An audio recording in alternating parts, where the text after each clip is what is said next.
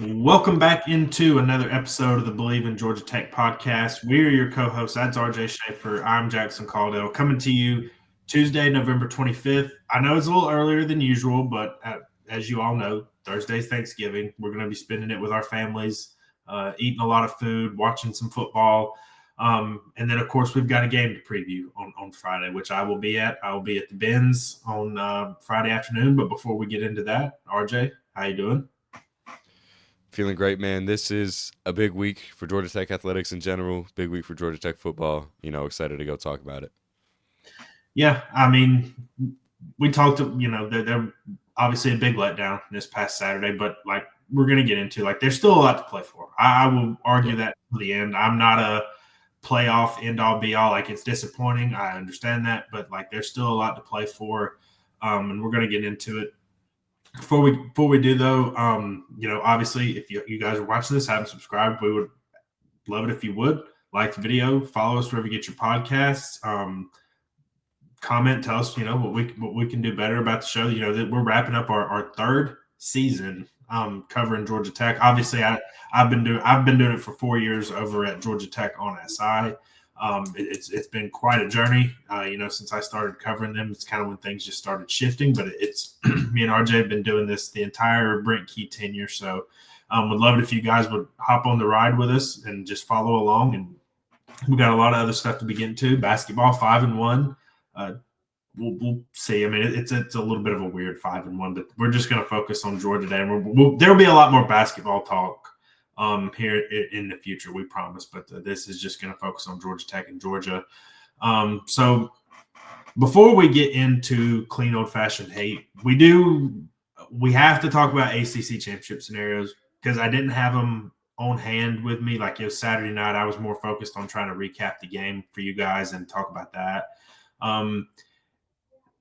It's very unlikely, but there are championship scenarios out there, and I'm going to run through them really quickly, and then we'll kind of discuss. So the first one, if Pitt beats Miami, if Virginia Tech beats Virginia, and Cal beats SMU, that's the cleanest one.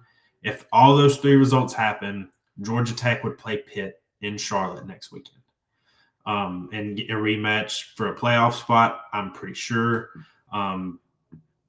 That there is a scenario, if Georgia Tech loses to Georgia, and even if they win the ACC championship, I'll be interested with the ranking. I'm 99% sure they'd get in, but that's kind of one of your ACC doomsday scenarios. Is what if a team that's unranked wins, and could James Madison be ahead of them? Like that kind of thing. And again, I don't think that would happen in that scenario, but it's just food for thought. Second scenario, Miami beats Pitt, SMU loses to Cal, Duke loses to Wake Forest, Virginia loses to Virginia Tech, and NC State beats North Carolina. Georgia Tech would face Miami in Charlotte next weekend. So the Miami-Pitt game could go either way. There is actually more scenarios for Georgia Tech to get in if Miami beats them. And 3 of the 4 scenarios where Georgia Tech can get in, 3 of them involve Miami beating Pitt. So if Pitt does beat Miami, your path is still alive, but it does get a lot more narrow. So just throw that out there. Third scenario, Miami beats Pitt, SMU loses to Cal, Duke loses to Wake Forest, Virginia loses to Virginia Tech, North Carolina beats NC State, and Boston College beats Syracuse. Now, I'm sure a lot of y'all have plugged in that there's an ACC football standings generator, and it does say that Georgia Tech would have a higher sports source rating than both Miami and SMU and would win the tiebreaker. We would have to wait to get that confirmed, which I know sounds crazy, but that's how it would work. And then they would end up playing Virginia in that scenario. Run through the last one real quick. If Miami beats Pitt, SMU loses to Cal, Duke loses to Wake Forest, Virginia beats Virginia Tech, NC State beats North Carolina, Boston College beats Syracuse. Then again, it would go to the sports source rating, plugged it into the standings generator, and Georgia Tech ended up facing Virginia in that scenario. So you have you've got 4 scenarios. 1 where Georgia Tech would face Pitt, 2 where they would face Virginia, and 1 where they would face Miami. Now, the one result that is consistent in all 4 of those is you need SMU to lose to Cal. Like, Cal has to beat SMU. I don't know. I'm sure most of y'all seen, but Cal just fired Justin Wilcox. They got destroyed by Stanford last weekend. I will say a few weeks ago they did beat Louisville on the road. I mean, Cal has not been a great team, and I would not count on them beating SMU. Last I checked, they were double-digit underdogs in that game, but it's the ACC. It's college football. Anything can happen. Any thoughts on that, RJ? That's the thing, is it's just so much to ask for. Like, talking about eight games going in the exact way that you want, and most of those games, you're praying for the underdog to win. You're just hoping for a lot, and maybe it'll work out. It's just, again, it's a lot to ask, but again, it still is possible. No matter how narrow, no matter how crazy it may seem, this is the ACC, and we've seen crazier things happen. Yeah, I mean, and so the schedule does look like this on Saturday. Miami plays Pitt at noon. That's going to be the only meaningful noon game on. Kentucky does play Louisville, and South Carolina plays Clemson. Those are other ACC games. Those have absolutely no bearing on the ACC race. Both Clemson and Louisville are out. So it'll carry on into the afternoon. So the result of the Miami-Pitt game is obviously going to be important. If Miami beats Pitt, then you still have 3 scenarios left. Now they're more complicated than the others, but they're still out there. If Pitt wins, it eliminates the other 3, and then at that point, you're rooting for Virginia Tech and Cal to beat SMU, and then Georgia Tech will have a rematch next week with Pitt, which, who knows if it would work out in your direction. I don't know. I don't have a lot of confidence in that right now, but Boston College, Syracuse at 3 o'clock. Obviously, there are the 2 other scenarios. If Miami ends up beating Pitt, Tech fans need to be rooting for Boston College to beat Syracuse. For Boston College to beat Syracuse. That's going to be the most disgusting game I think possible, and it is appropriately put on the CW where it belongs. I'm going to have to watch that game no matter what, just because as long as if Miami beats Pitt, that's going to be a game you got to tune into. If Pitt beats Miami, that game doesn't matter at all. At least based on these ACC things that I'm looking at. Wake Forest plays Duke at 3:30 on the ACC network. If Miami wins, you need to be rooting for Duke to lose. Now, if Pitt wins, that game doesn't matter at all. But yeah, if Miami ends up beating Pitt, you're going to want Wake Forest to beat Duke, which I think is very possible. I think Wake Forest is a better team than Duke. Duke is 6-5 entering that game. Wake Forest is 8-3, and they're playing pretty well right now. Like, they have a chance to finish with 9 wins. Let's go to Florida State. Florida doesn't matter to literally anybody this year. Then Virginia Tech plays Virginia. Look, if Pitt does beat Miami, you're going to be rooting hard for Virginia Tech to win here. I actually think it's more possible than you might imagine. One, Virginia historically struggles with Virginia Tech. Like, they've beaten them only 2 or 3 times, I think, in the 21st century. And then there was some bad news for UVA today. Their best defensive player, Cam Robinson, a linebacker, he's legitimately in the ACC Defensive Player of the Year conversations. He's out for the season with an injury. Yeah. And Virginia Tech is actually very, very good at running. They're pretty good at running the football. I don't get carried away with my varies there. Miami has the number 1 rushing defense in the country, and Virginia Tech kind of handed it to them last week. Like, that was the only part of the game that went right for Virginia Tech, but it's not impossible that Virginia Tech wins that game. It is in Charlottesville, but North Carolina, NC State is 7:30 ACC network. Again, if Pitt beats Miami, that game means absolutely nothing. If Miami ends up beating Pitt and Duke has lost to Wake Forest, there are different scenarios for the game, but again, it gets a lot more narrower, with whichever one. Like, if North Carolina wins, there's a spot open. If NC State wins, there's a spot open. SMU at Cal at 8 o'clock. That's the most important game of the day for Georgia Tech fans. Like, you have to have Cal beat SMU. Again, maybe you get an interim coach bump like we've seen across the country this year. You could get a Cal team that does not give a damn about that game. And SMU has been very good since they lost to Wake Forest. Obviously, they beat Miami. They blew out Boston College. They destroyed Louisville last week. Now, Louisville didn't have their starting quarterback. I mean, Miller Moss hasn't been that great this year anyway, but he wasn't in that game, and they plowed Louisville. But again, it's college football. Anything can happen. Notre Dame, Stanford, that game only matters for Miami fans, assuming they beat Pitt. So, again, doesn't really have any bearing on Georgia Tech, non-conference game. So, yeah, there is still a shot. The Pitt-Miami game will kind of set the course for the day.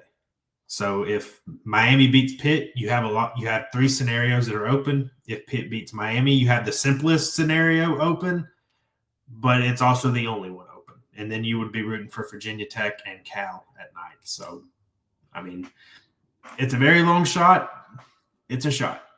I mean, and if it doesn't go their way, you know what? You should have beat Pitt. You had a chance to win it in your place against a good Pitt team that beat you, and you didn't do it. So, it'll be an interesting day to fall through Saturday. If by some chance it happens, you will see these two faces right here on this show Saturday night talking about the matchup, whether it's against Miami, against Pitt, or Virginia. Those are the 3 possible matchups.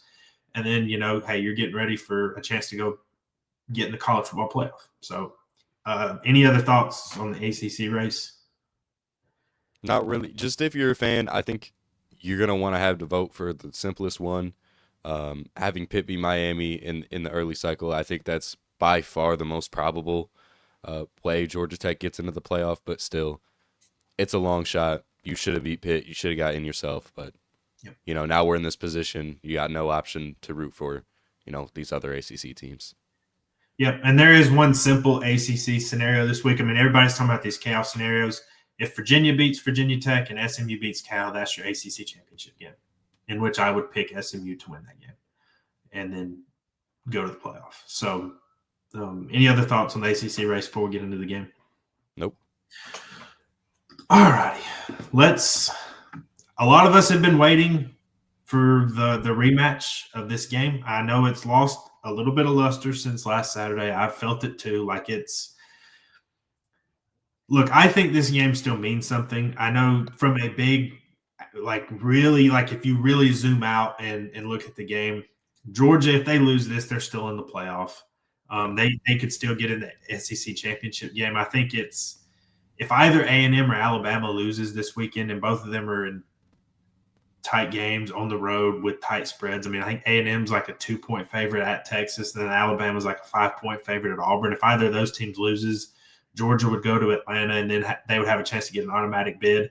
Even if A&M and Alabama both win and Georgia loses to Georgia Tech, they're in the playoff. So I'm not going to say this is meaningless for Georgia because, look, they've, for lack of a better term, they've dominated this rivalry. I know it's been close to the last 2 years, and they want to keep that going. Look, I think one of my favorite aspects of this game, and it's why I'm so glad the 2 programs have the coaches they have, is because they both care about this game so much. Even when Tech was down under Jeff Collins, Kirby wanted to win this game and win it by a lot. And look, obviously that played out on the field. But Brent Key, this game means a ton to him too. I think sometimes in press conferences, I asked him yesterday when I was at the press conference, hey, what would a win mean? And he didn't downplay it, but he's like, yeah, this game means a lot to a lot of people that have been at this program, that are fans of this program.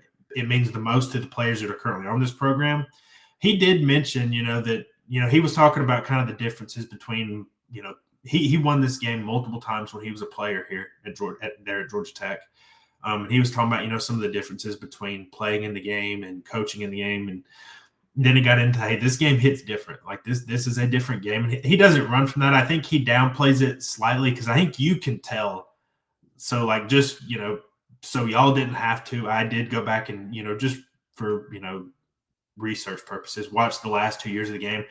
And you can just tell, on this, how much this game means to him. And you saw it after, the game ended last year, that, moment him and Kirby had. Look, they both downplayed it. He downplayed it after the game. Kirby was asked about it earlier this week, and he kind of, coaches show emotion too, but it is what it is. This game means a lot to both of them. And to me, that's my favorite part of this game, is how much it means to both of them because they both played here. They're coaching at their alma maters, and they're both looking to have big seasons. Yeah, and I think Brent Key has talked about it so many times about how not the most important part of his tenure at Georgia Tech, but one of his big goals at Georgia Tech is like, we want to go out there, we want to beat Georgia. Like this is the number one game circled on the schedule every year. Um, I don't want to say to the level of like Michigan, Ohio State, where it's, what did you do to beat Ohio State today? But I want to say, Brent Key probably feels a similar way to that.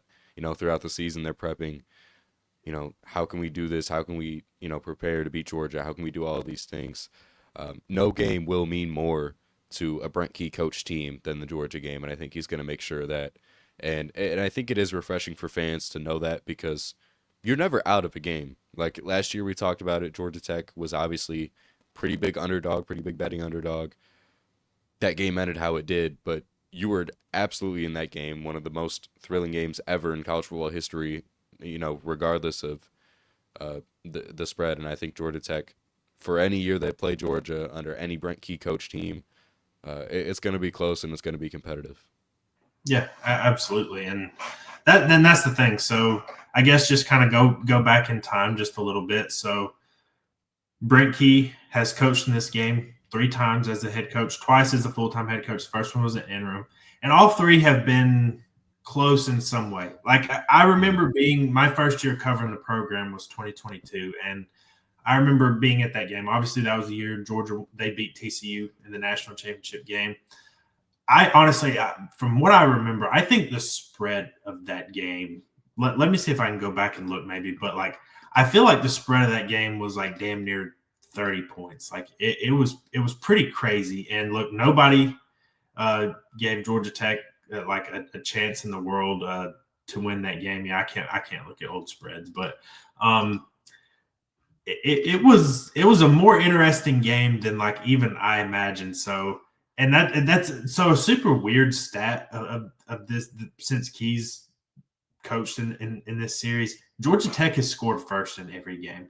When I was going back and looking at the past few games, like I just noticed that because I don't know if y'all remember. So Georgia Tech gets the ball first in 2022, and they hit a deep shot to somebody, and then Tyson Pumachan ran a touchdown in, and it was 7-0.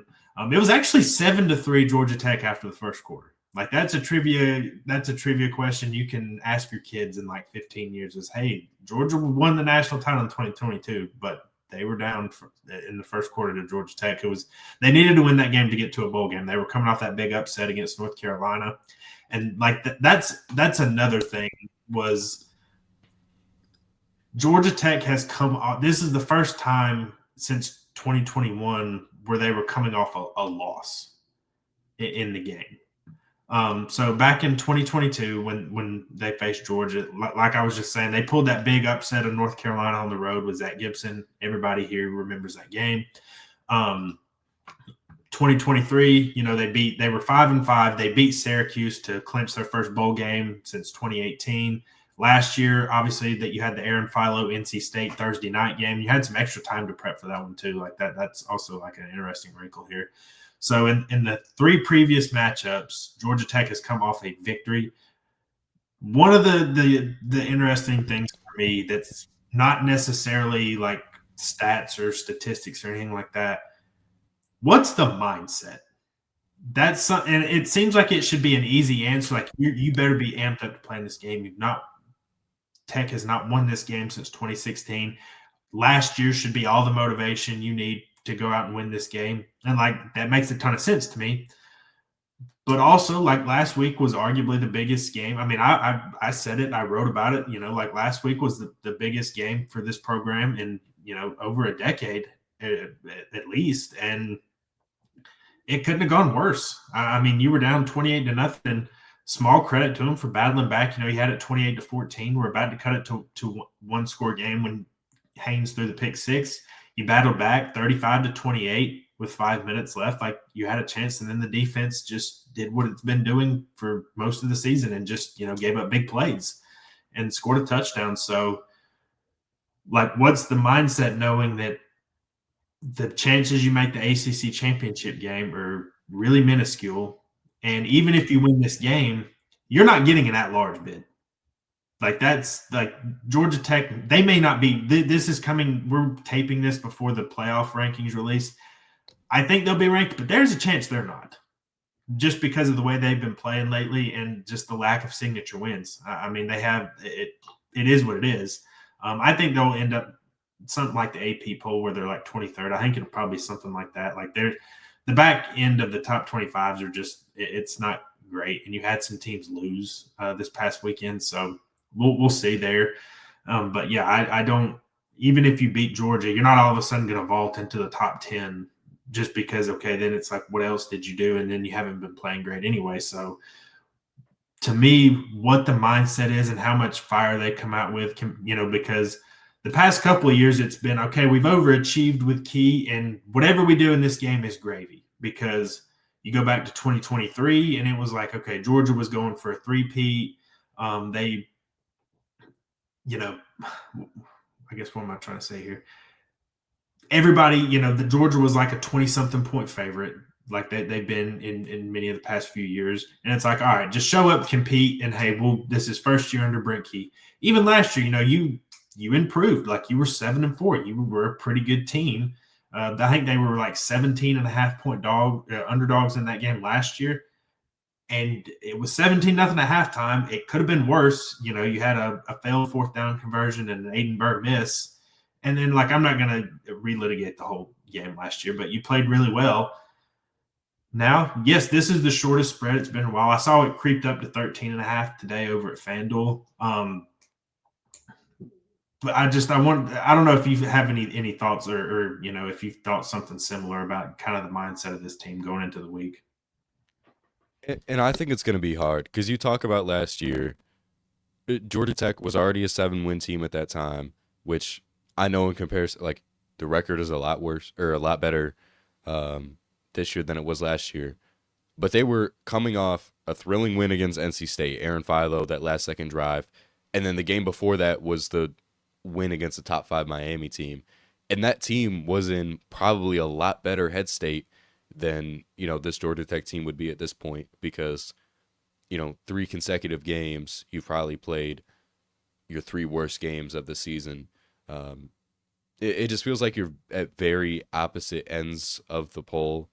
And even though the record is a lot better this year, I mean, it's probably you were similar quality of team last year. But how are you going to be able to bounce back from, what really are down weeks? And if you play at that level that you have played against Boston College and against NC State and against Pitt especially, I mean, it's no secret that you'll get trounced in this game. So you gotta be up and ready, and you gotta be, again, in the same mindset you were last year. But I understand how hard that's going to be. Yeah, and I mean that's kind of where I'm at. But so I guess let's kind of start just getting into it. So I think it's fair to say that both of these teams have been trending in opposite directions for the better part of the past month. Early in the season, Georgia got that win against Tennessee in overtime. Tennessee missed the field goal at the end of regulation. That was a game they probably should have lost, to be honest. That's not like me taking a shot at Georgia by any means. Like, Tennessee's a pretty good team, but probably should have lost that one. They lose to Alabama. They beat Kentucky 35-14. They were losing at halftime of the Auburn game. Trust me, I'm not relitigating that game. There's a whole lot of stuff there with officiating calls.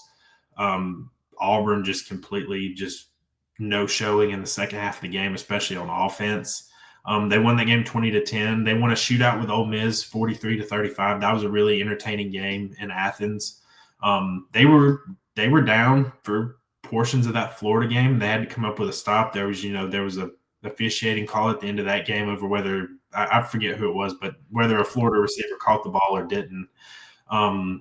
Pretty much since then, Georgia's been really clicking. They beat Mississippi State 41-21, and there's some window dressing in that one. Like, Mississippi State got a couple of late scores. Like, Georgia trashed them in that game. Like, their running game was really on point. Obviously, the biggest result they've had over the past month was the home game against Texas. You could argue, like I probably would, that I want to say this before people pick this apart. I think Georgia is a very, very good team, and that's a great win. I think Texas is a little overrated, but that was an impressive win for them. They beat them by 25 points, and Texas does have a good defense. They have a lot of good athletes. And then last week, they beat Charlotte. They probably weren't even interested in playing in that game. It's probably been 2 weeks of Georgia Tech prep for Kirby Smart in Georgia. So it's been kind of like you had the first half of the season with Georgia. It was they would get behind in some games. They would find a way to come back. Like that was like their trademark. It felt like. And look, anybody out there can correct me if I'm wrong, but it felt like, hey, that's a resilient bunch. They're fighting to the end. They find ways to win games, even though it may not look always the prettiest. It feels like they've been ascending and like they're playing well at the right time, peaking at the right time, which brings me obviously to Georgia Tech. So yesterday, Brent Key was actually asked, hey, are you afraid you peaked too early? Like, are you afraid this team peaked, before entering the month of November? And he kind of said, you try to find out in the moments if you're peaking or not. And I'm paraphrasing here, obviously, but he said it can be hard to tell. I think it's pretty clear since the Syracuse game. Really, that's when this team, I thought that they were actually ascending. You got the big win against Duke. That was like the win of the season, and that really set you up well in the ACC. They beat Syracuse 41-16. Obviously, Syracuse, I'm sure everybody saw what happened to them last week, that they're really bad. But you played a complete game. It wasn't close. You didn't screw around with it. And then the NC State game happened. That you had just a defensive catastrophe. Then you had a bye week to get ready for Boston College. That was nearly the worst loss of any team this season. Boston College is 1-10. You almost lost that game. And then last week was just with everything on the line. Defense played atrocious in the first half, giving up nearly 300 yards, fell behind 28-0. Again, go watch the instant reaction if you want to hear more about that game. But it feels like Georgia Tech has been trending down. And it's always, okay, can you get right for this game against a team that is really ascending, or like what happens? Like, any thoughts on that? And I also think it's a schedule thing because you talk about last year, like Georgia Tech had the opportunity to get up and play a lot more, I guess, quote unquote, big games against ranked teams throughout the season. Georgia Tech hasn't really had, I mean, with the exception of Clemson, that game is what it is now. They haven't really had the opportunity to go up and play these big games and get big wins. And now you're kind of forced to have that at the end of the season, which, again, might just be another obstacle for this team to jump over. No, and I agree. And let me pull this up real quick in my notes and stuff. So here's what a win would mean for Georgia Tech. They would finish 10-2. That would only be the 5th 10-win regular season in program history. So, like, when I say there's still a lot to play for, that stuff should mean something. And if you beat Georgia, obviously it would be the first time they've won since 2016, snapping a 7-game skid. They didn't play during COVID, so that's why it's not at 8 games, because like that they would have lost that year. But it would be the first win. I know the game is not at Bobby Dodd. We've talked about that. It would be the first win over Georgia and Atlanta since 1999. All the recent wins, like 2016, 2014, 2008, all those were in Athens. It would be the 8th win over a nationally ranked team. It's 3rd over a top 10 opponent, and it's 2nd over a top 5 team during Brent Key's tenure. Look, again, we're recording this before the rankings. I fully expect Georgia to stay at number 4. There wasn't a lot of movement in the top 10 this week. They're not going to jump Texas A&M, but also I don't think that they're going to get jumped by Texas Tech, Ole Miss, or Oregon. Like, I guess if there was one team that can do it, I guess it'd be Oregon because they beat USC. But like, Georgia has a head-to-head win over Ole Miss, and they are not putting Texas Tech above Georgia. It's just not going to happen, even though Texas Tech's a good team. So, like, that's what a win would mean. I guess let's kind of get into the matchups. I want to kind of talk about Georgia Tech's offense versus Georgia's defense, because I want to save for the potential catastrophe for later. So Georgia Tech comes into this game 20th in points per game, 17th in rushing yards per game, 25th in passing yards per game, 5th in total yards per game. It's good. Like they're often, even the advanced numbers, like it's good. You know, they're 14th in total EPA, 15th in EPA per play, 14th in EPA per game. You look at the passing success rate, they're 14th, 11th in passing EPA per game, 12th in EPA per play, 11th in total EPA when throwing the ball. They're pretty good running. Like they're 11th in success rate. Let me share my screen real quick. For those of you watching on YouTube, our friends at Game on this is Game on Paper, by the way. I've had some people ask me questions about where we get the stats. So this is gameonpaper.com. You can go find it, go look at it. As you can see, Georgia Tech has a nice little almost pretty good circle. Like you're not really atrocious in any category. I think we all know what the right circle is over here. Georgia defensively is very good. It's no surprise. They have had an elite defense pretty much every year. Kirby Smart's been there, maybe outside of his first team all the way back in 2016, what feels like you're just 20 years ago at this point. There are some deficiencies there, and we're going to talk about can Georgia Tech expose them. So Georgia is 12th in points per game allowed, 5th in rushing yards per game allowed, 49th in passing yards per game allowed, and 14th in total yards per game allowed. Now, the two areas where Georgia, quote unquote, struggles. Now, one is a little bit like air quotes, but one of them is like real. Like they are one of the worst teams in the country as far as sacks go. Like as hard as this might be to believe, but Georgia Tech has 8 more sacks than Georgia this year. Georgia Tech, and now last week's game helped a lot. Georgia Tech has 24 entering this game. Georgia has 16. And it's kind of been a constant problem. You know, like Florida they've struggled protecting the quarterback all year long. They didn't get any sacks in that game. Like it really has been a struggle for Georgia to rush the passer, and that's crazy for a team that's had, you know, the amount of talent that they've had. Which is, this defense is good. It's not Georgia national title from a few years ago with Jordan Davis, Jalen Carter, all those guys on the team. But again, I want to repeat, I don't want this to get taken out of context. This defense is elite and it's very good. Yeah, and I think besides the pass rush, which again is still, I mean, probably better than Georgia Tech pass rush, they have dudes everywhere. And you go to linebacking core, CJ Allen, leading TFL guy. Again, he's questionable for this game. Not sure if he's going to play. Same thing with Kyron Jones in the secondary. But that secondary is awesome. Like that secondary is, you know, probably one of the best secondaries in college football. And, you know, it is one of the most, they do well. I will say, which is why that they're, you know, you can look at some of the success rate numbers for them. I hate to interrupt you.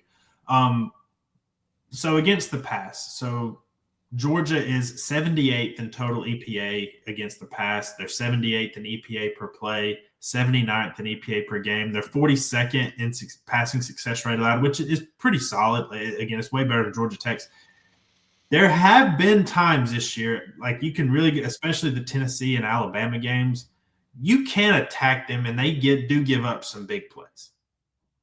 It's just, can Georgia Tech do that? Because Pitt gave the blueprint, and like it's what me and you have talked about. Like, okay, this offense is awesome, but one of the reasons it struggles is Pitt they don't get recognized enough, but Pitt has some excellent athletes on the defensive side of the ball. Like they're not like Miami or Ohio State or like any of those teams that have elite defenses good.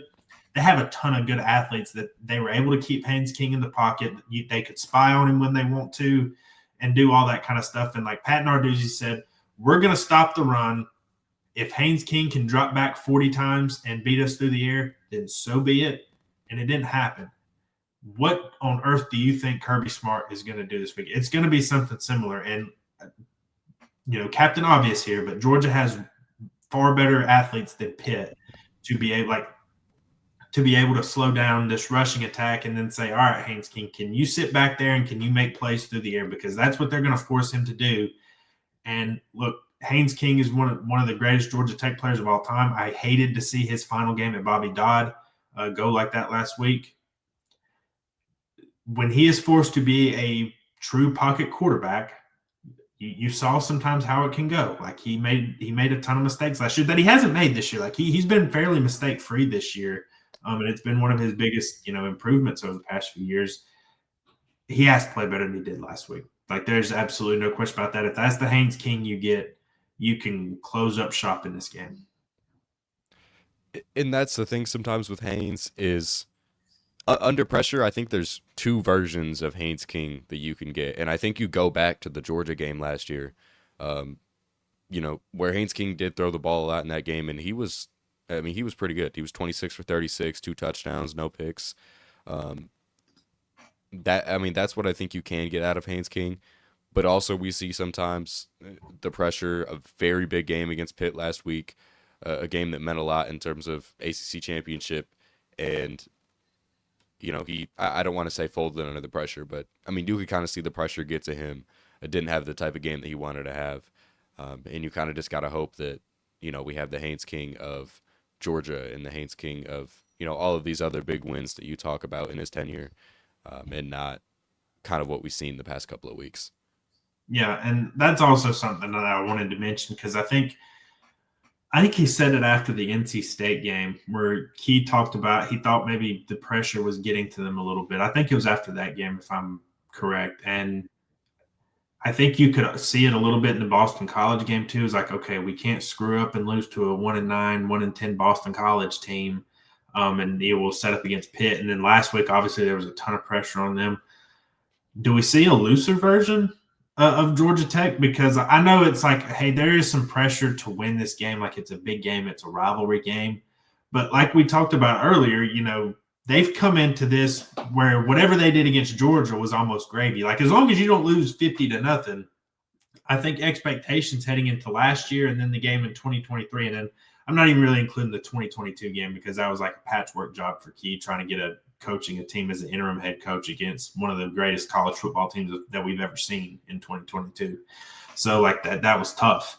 And now, like I don't know. This is something I'm constantly trying to figure out about that game. This game is is there just Georgia Tech played a little looser and a little bit more free, and it should be noted that obviously he was an analyst there.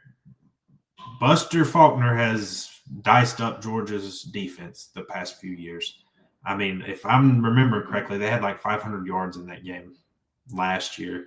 I know in 2023 it wasn't quite that much, but I think that ended up like 200 yards rushing in that game. And then obviously 2022 he wasn't in with the program at that time.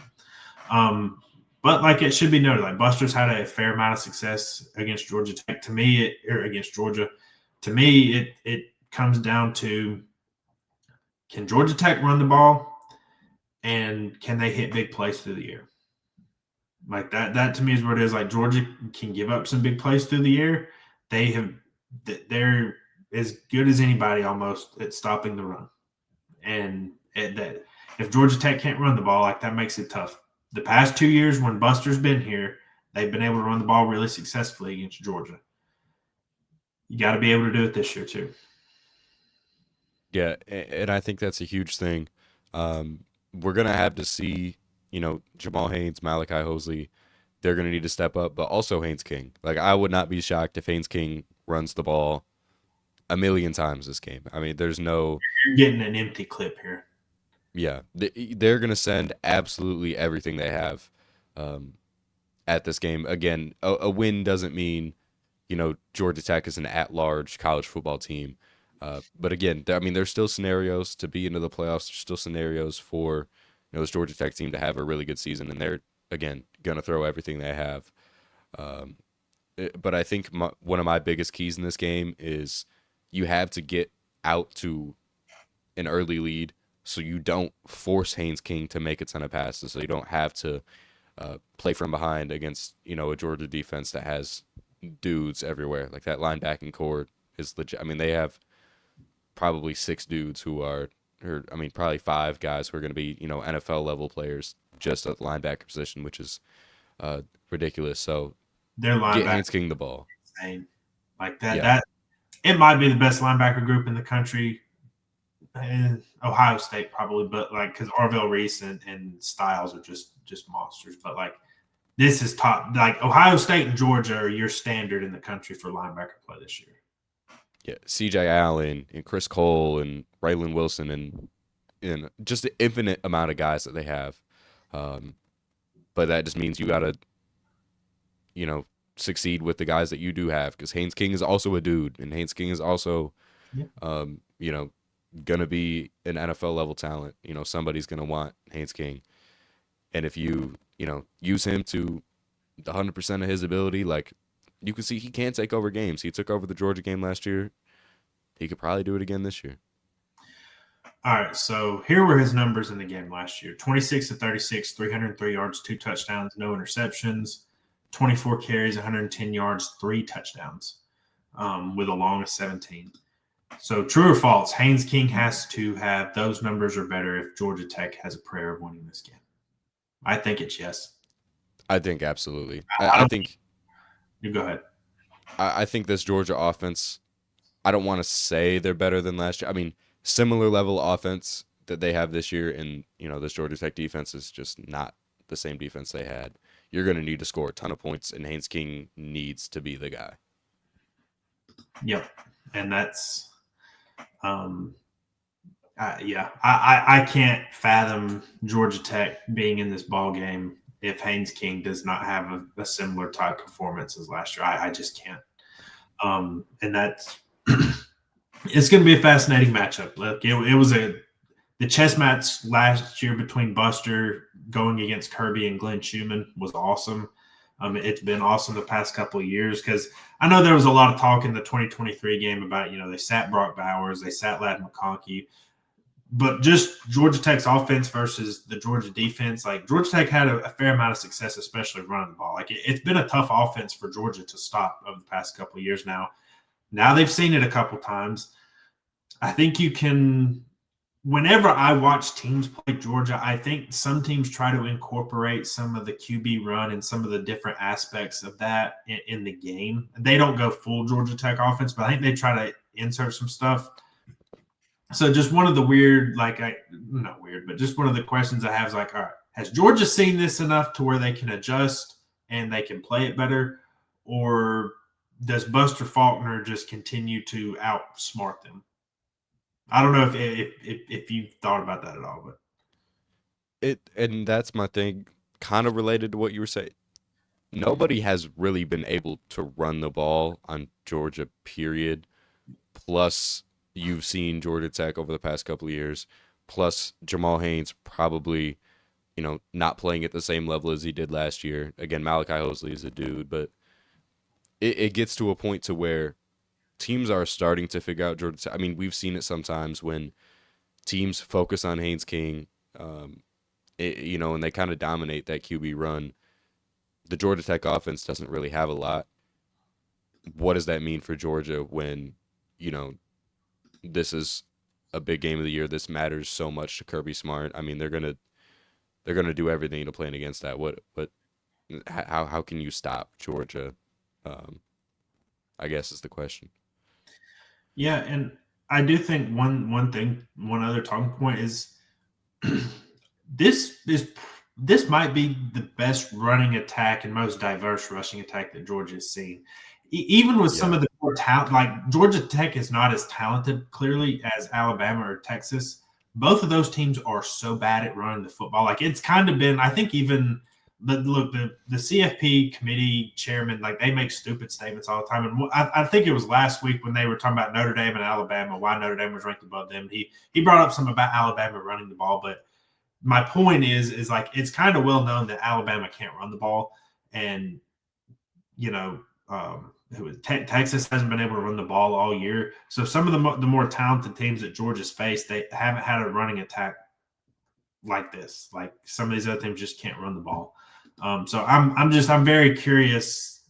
Does that mean anything, or is it just hey Georgia's athletes and Georgia's front seven is just straight up better than Georgia Tech? Yeah, like to me, it's the keys as we wrap up this side of the ball. It's can you run the ball? Can you get off to a quicker start? And can you play mistake free? Like they played, I won't call it perfect because you had Aiden Burr missed a field goal. You had a fourth down conversion they didn't get, and then they weren't able to put away the game when it mattered. But Georgia Tech's offense won a fair amount last year. Can you do it again? Like, can you have a similar, output that you did last year? And in a way, you may even have to have it better because we're about to get into the defensive stuff. And last year's defense had a really good first half. When some guys started getting injured, especially in the secondary, Georgia started having a little bit more success. That's not to take away from the success Georgia had, but like it was clear, like once Georgia Tech started losing the guys in the secondary, they really started attacking them through the air a little bit more because Georgia couldn't run the ball against Georgia Tech last year. They had a struggle running the ball overall last year anyway. But all right, so I guess let's get into that battle, and it's obviously it's going to face Georgia. It's going to favor Georgia very, very, very heavily. Their offense is much better last year. Also, a new dimension is Gunnar Stockton can run the football, and Gunnar Stockton is playing very well right now. He deserves a lot of credit for how he is playing this year. I was one of the guys I doubted him is maybe a strong word, but it's like you just didn't know. You didn't have a lot of sample size of Gunnar Stockton. He had that one start against Notre Dame in the playoff last year. That was really tough. Like Notre Dame had a great defense last year, and he played fairly well, like just for a first time starter in that game. But you just didn't have enough to go off of and see how he's been. He's been excellent this year. Like I don't really have anything negative to say. Like, do I think he's going to be a first round pick as an NFL player? I do not. But he does bring an added dimension to this offense as far as being an athlete that can run. He has 8 touchdowns this year, and he's their third leading rusher. He's been very good on that side. Yeah, he's 88 carries, 361 yards, 8 touchdowns. And Georgia Tech's defense has a lot of struggles, but when they face mobile quarterbacks, it hasn't especially gone well. So excuse me. I'll just read the stats. I always read the stats. I got to read the stats.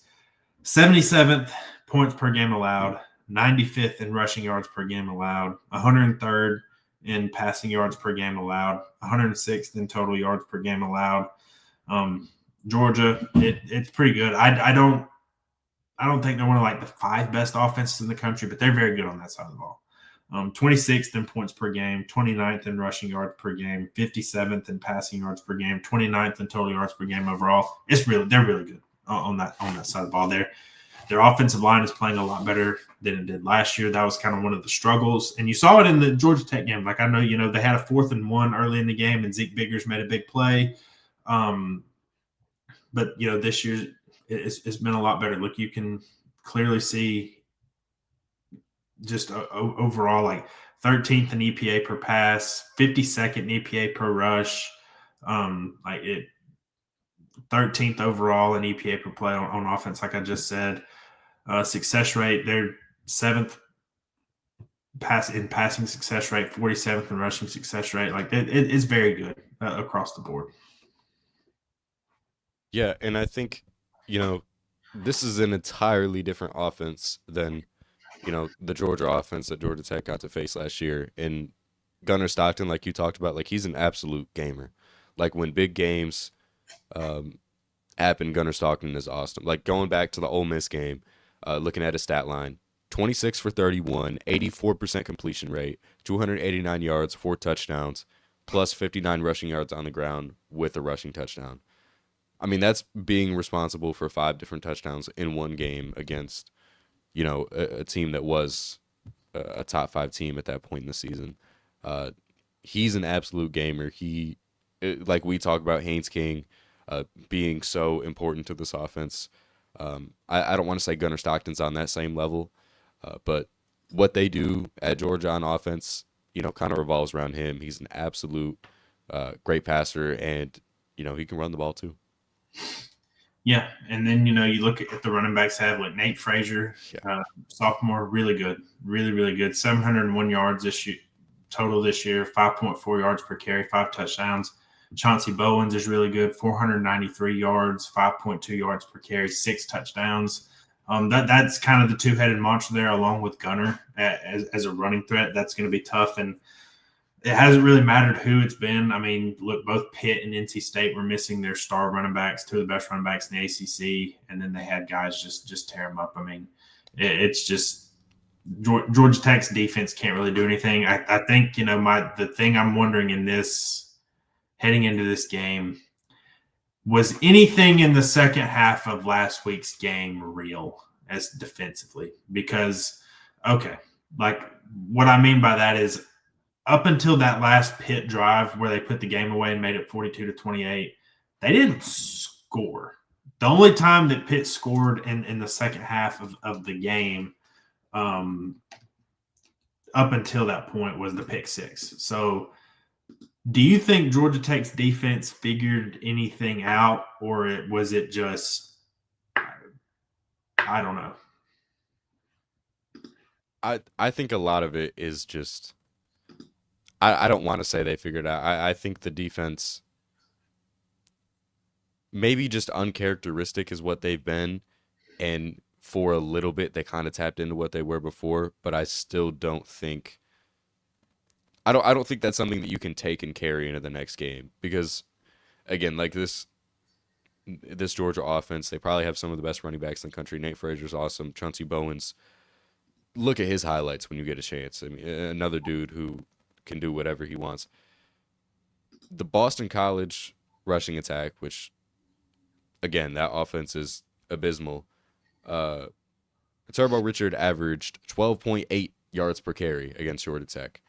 I don't think, playing against a higher level Georgia offense is going to do anything for this defense. Honestly, it's my question for the Georgia Tech defense is how are you going to get a stop? Because I think Georgia's just going to run the ball through your face, and you're going to find out how tough you are. Yeah, I mean, so when I'm just looking at it here, so in the third quarter for Pitt, they had one first down in the third quarter, had 3 yards rushing, 17 yards passing. And then, the fourth quarter, it got a little bit better. A lot of it was just that last drive. But just kind of going through, the drive chart in the second half, you had to punt. The drive went 7 plays, 20 yards, had a punt. 3 plays, negative 10 yards, a punt. 5 plays, 16 yards, punt. 4 plays, negative 2 yards. And then you had the WTF decision from Narduzzi to fake punt it. And then literally 4 plays, 75 yards. Literally, that was also just there were so many frustrating things in that Pitt game. But man, it was just they had played so well in the second half, and then just to give it up like that at the time where your team needed it the most was just. Again, I'm not relitigating the whole Pitt game, but I wonder if maybe they found something. Brent Key talked about it yesterday, and he's like, "Hey, we blitzed a lot. We got home." The reason I'm caught up on this is because it's not like they were playing Syracuse, where Syracuse is just abysmal at everything offensive. Like Pitt was the number 1 scoring offense in the ACC. Like they were higher ranked than Georgia Tech, like in terms of points per game and some things. They also had one of the best passing attacks in the country, and I mean, Tech in the second half did limit that a pretty good bit. I just wonder, was it a cause of maybe something Pitt was doing where they getting a little conservative in the second half and trying to just play keep away and just drain the clock out? Or what was there something maybe Georgia Tech found that they can use against Georgia? And I'm not saying I don't know what it is. Like I'm ready for everybody to make fun of me for even bringing this up. Like, oh, Georgia Tech's defense figured it out. Like, shut up. Or, hey, I don't know. Like that. I'm just, it was just an interesting thought that crossed my mind. Yeah. I'm going to lean on the other side. Because, I don't think that Pitt offensive line is very good. But I mean, there is something there. I mean, that half of football was probably the best half the Georgia Tech defense has played since, I mean, probably the Syracuse game. Yeah, I mean, I would agree with that. And look, I think it's just going to have to be something similar. I'm wondering if they're going to be blitz and heavy and playing a similar way against Georgia. Now, I think Georgia's receivers are better than Pitt's. You have Zachariah Branch. You have Humphreys. You have Noah Thomas. You still have the tight ends are really good. So you're also going against a defense that has 6 turnovers all year. Like Georgia Tech's 130th in turnovers gained. They're 53rd in sacks. A lot of that, like last week is doing a lot of legwork because they were outside the top 100. After last week, they jumped up quite a bit. It's tough to figure out ways for them to stop Georgia's offense consistently. Again, maybe they figured some things out in the second half of the Pitt game, and maybe they start blitzing a little bit more and try to affect Stockton. I'm guessing that might be what they do because that's the only like semblance of a half of football where it's looked even decent. So it feels like we're grasping for straws a little bit here just because the defense has been so bad. And then on top of that, like Jai Gilmore's out for the year. Brent Key announced yesterday. He's been one of the better DBs for Georgia Tech's secondary this year. Yeah. And Key's talked about it too. I mean, that's a guy who's not only one of the better players in your defense, he's also a vocal leader. Losing guys like that is really big, but it's also Brent Key has gotten his team up for big games like this in the past. Can he do it again? I see no reason as to why not. Yeah. All right. So I guess this arrives at the end here. Look, I think it's fair to point out that in the 3 games that he's coached against Georgia, Georgia Tech has outplayed expectations. Again, go back to 2022. It was a 13-7 game midway through the third quarter. Look, Georgia Tech was never going to win that game, but it was a lot closer than anybody could have thought. And like they annoyed Georgia quite a bit. Ended up losing 37-13, I think was the final score or something. Go to 2023. Georgia Tech gets out to a great start. They go up early. Georgia goes up 31-13, and then Tech battles back. They score. It's 31-23. It looked like they were about to recover the onside kick to get the ball back, down 8. They didn't, end up losing by 8.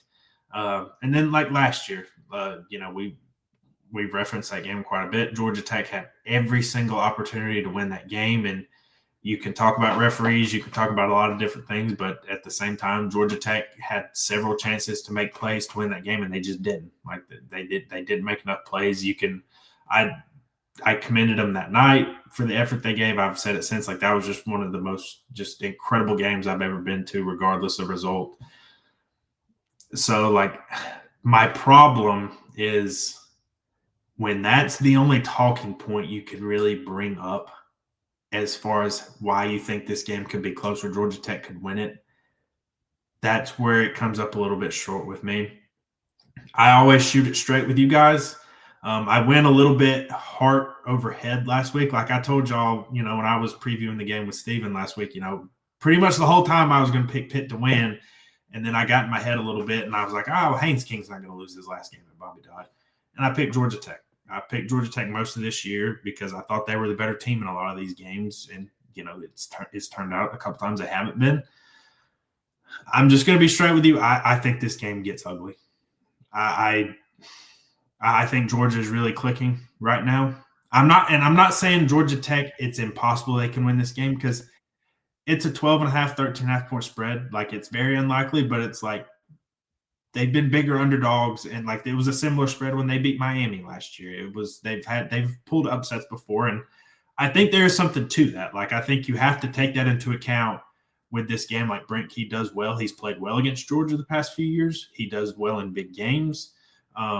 There is a chance maybe some pressure's off of them, and they come out and play as loose as you can, and maybe they look a little bit sharper.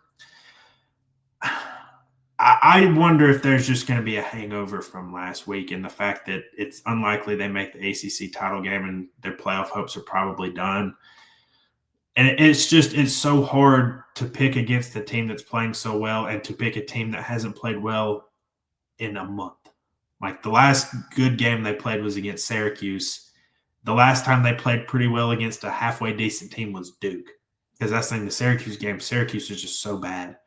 Um, I'll just be honest. I think it may be competitive for a half. I think Georgia Tech will come out and have some success on offense. I don't know. I don't think they can stop Georgia. I don't think that they can stop this offense. I think Georgia, they have been the king of second half adjustments this season. You know, when they've been, come out with some shaky starts. I think that happens again this week. And I think they just pull away and win by 3 scores on Friday. And trust me, if I'm wrong, if Georgia Tech wins this game or if it's another instant classic, I hope every single one of you listen to this gets in the comments and tells me how stupid I am and makes fun of me. Like every single one of y'all better do that if this game goes the opposite way, I think. I just have to shoot it straight and tell you, I think this game is not going to go well. I think Georgia wins big. See, and I've been wrestling with this one a lot, talking about Haynes King and his Georgia Tech tenure coming to an end, and how this is going to be such a big game, and how he cares about this game so much. There's so much that makes me want to pick this game. I just think there's a lot more reasons for me not to pick it. I think you're at a point in a season where, you know, a team can be demoralized even if they are a 9-2 team, even if they are the level that they are, much higher than their expectations preseasons. I don't think, a lot of people thought, Georgia Tech would have been, a top 10 team at any point in the season. You went through, you beat some of the teams not a lot of people expected you to, but now you're at the point in the season where you're getting beat by teams that people didn't expect to beat you, and it's just hard for me, to pick Georgia Tech, especially when I don't see how they're going to stop this Georgia offense. I don't, foresee a world where, Georgia Tech is going to consistently get stops and be able to build on that. But like you said, I could see this game being close. Georgia has kind of messed around in a lot of their games, in Auburn and Florida and Tennessee, and a lot of those games they were trailing for a good bit of those games, and it hasn't always been the prettiest, Georgia season. But I'm gonna go against the grain. I'm gonna go against what I normally do. I don't think I've picked against Tech this season. Let's say I haven't either. Yeah, but I'm gonna go with Georgia 41, Georgia Tech 28. It's just it's hard to find reasons to pick for Tech, and obviously I'm a fan, and I know there's a lot of bias, but this one just doesn't seem pretty. Yeah, I'm going 45-20. I just Yeah, I can't unless Georgia just comes out and turns the ball over a lot and makes a ton of self-inflicted mistakes. I just don't know how Georgia Tech can stop them unless, like I at least wanted to bring it up, and RJ laughed, and I think it's probably silly too. Unless there was something that just clicked for them and they found that's working for them in the second half of that game, and it's possible. I'm at least going to leave that 1% chance that that's right. I just when I was taking my notes and researching the game and just everything, I just kept coming back to outside of Key's history in big games and how close they've played Georgia the past couple of games. I just couldn't come up with any reasons because I think this offense is really good. I think the blueprint is there for how you can stop it. And Georgia has all the athletes and the players in the world to play that game. I think Georgia Tech's offense will play well early, and then I think some adjustments will come in, and then I think it's just they're gonna get slowed down. And I don't see the defense stopping them. And I don't even know like it could be big plays, but I think Kirby may just once if they get a lead or something, I think they're just going to start just playing murder ball and just hold the ball, try to run it with Frazier and those guys, and then do what they need to in the passing game and just take these long drives and just keep Haynes King on the sideline.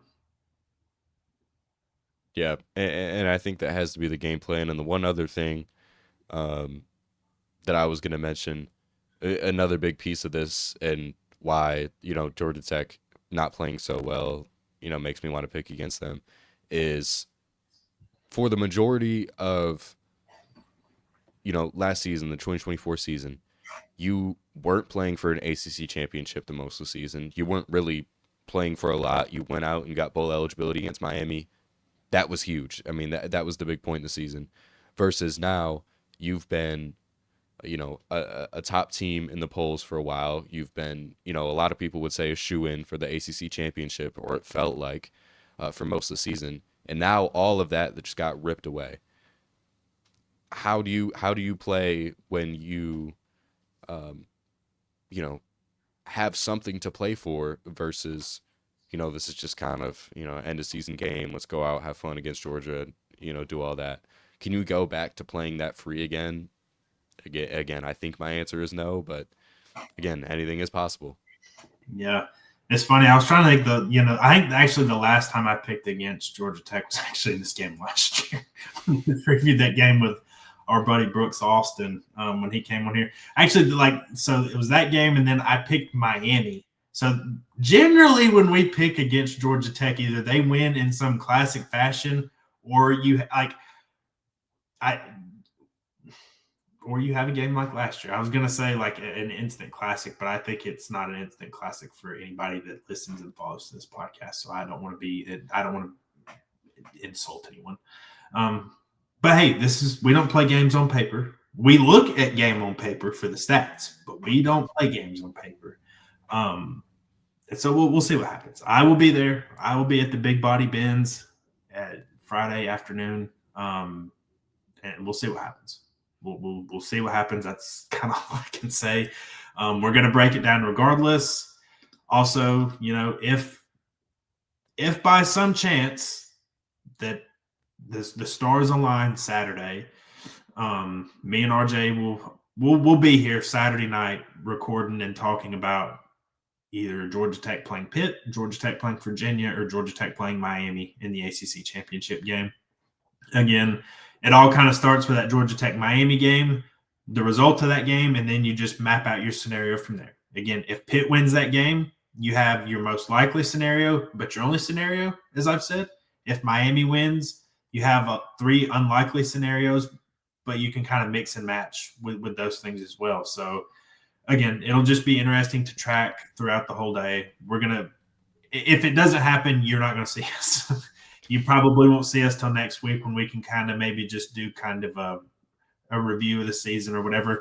Or who knows? Maybe we're sitting here talking about, all right, can Georgia Tech win the rematch with Old Narduzzi and the Panthers, or against Virginia or against Miami or whatever. But again, appreciate you guys tuning in.